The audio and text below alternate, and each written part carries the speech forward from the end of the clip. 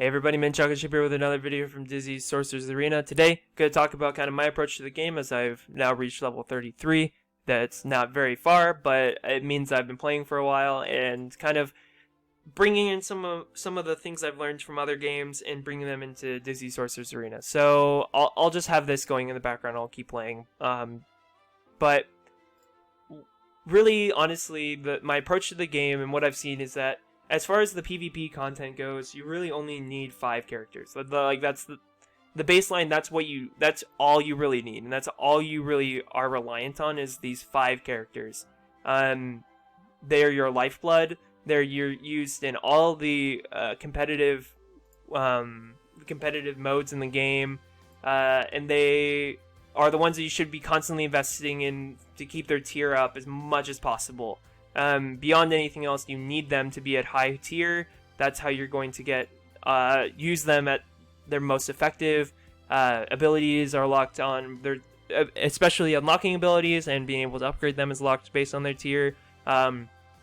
Tiers are the way you add speed. Speed doesn't get added by adding a star, so you need to have the tier as high as possible. So I have 5 that I invest in heavily. Then those are like the top 5. I try my best to keep up with them completely so that I have every single gear that's available to me based on my level equipped. Obviously, I'm falling a little bit behind right now because I was splitting up and I hadn't really decided which 5 I wanted. And now that I have these 5, I love Shan Yu. I love Aladdin because, again, debuffs are really the king here on this team, because that's what you really want for Ian. So that's kind of like where I'm at as far as investing in the characters.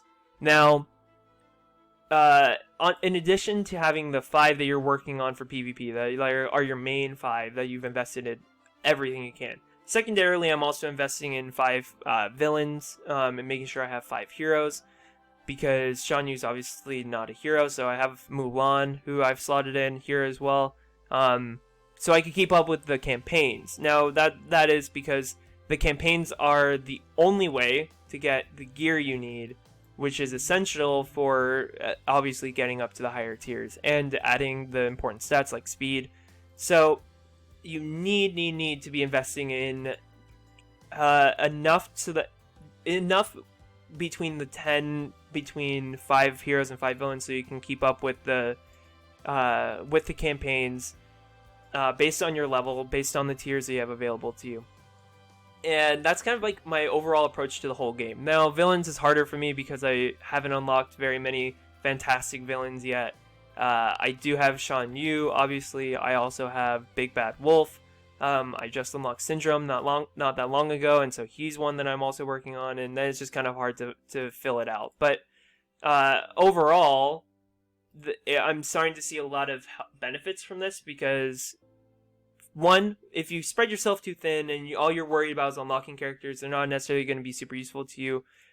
Even in a perfect world where you could use every single character in Cloud Conquest, and you purposely never use them more than once as in defense or in offense, you still could only have 60 characters that you use, so you'd still technically have 6 characters on your roster that wouldn't get used at all. So that is to say, just unlocking every single character isn't necessarily fantastic, because you're not going to be able to use them all. There's not a single game I know where you would use every single possible character in your roster all the time. So by focusing in on 5, you can make sure you keep them up at the highest competitive level that you possibly can and you possibly have available to you. Secondly, by keeping up with the 10, you can make sure you have access to all the gear you would need in order to keep up. Then thirdly, spells. Now, spells are really kind of annoying because Towers of Endurance is the only way you can unlock spells. So once you unlock them, getting them up to the higher tiers for them, or however you want to say it, like their version of stars for the spells, is just really difficult overall. So that's something that is just for me happening organically.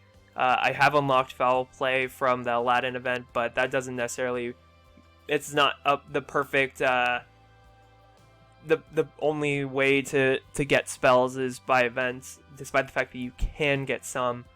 Spells for me are organic. They're going to happen as they happen. I'm not necessarily riding or dying on the fact that I have fantastic spells right now. When I get to the higher levels and when I've progressed much further in the game, that's probably something that will matter a lot more. But for right now, that's just kind of there. But what is happening from my investments is I'm investing in these 5. And then I'm also having, again, the others. So that's hopefully not too rambly. Hopefully I didn't repeat myself too much there, despite the fact that I know I did. But that's just my approach. That's how I'm approaching the game. We'll see if it changes in 2 weeks after I've leveled up to like 38 or something. Levels come slower now. At some point, eventually, I will get to level 60 with tier 7, which will just happen over time. But there you go. That's my thoughts. That's my approach to the game. Use that as you will. That's just some advice from someone that has been playing for a little bit. The game is super fun. Like there's nothing no bad things, terribly bad things I can say about the game. I've enjoyed everything. I've enjoyed all the events, and I'm really excited to keep playing for a long time going forward. So with that, I will leave you guys, and I will see you in the next video.